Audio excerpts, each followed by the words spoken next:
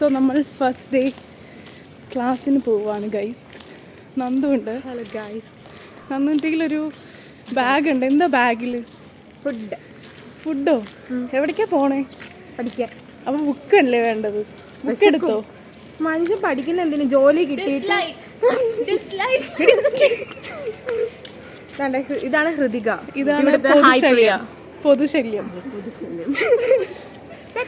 വേണ്ട പറയും. നമ്മൾ ജോലി ഉണ്ടാക്കിയിട്ട് അതെന്തിനാണ് ജോലി ഉണ്ടാക്കുന്നത്? നമുക്ക് ഫുഡ് കഴിക്കും.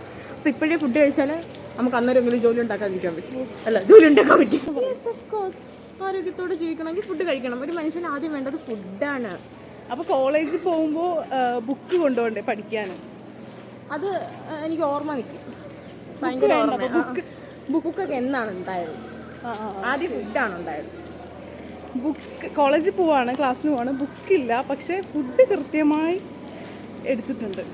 Yes, Nandu is always like this. ഇങ്ങനെ ഒരു ഫ്രണ്ട് നിങ്ങൾക്ക് ഉണ്ടോ?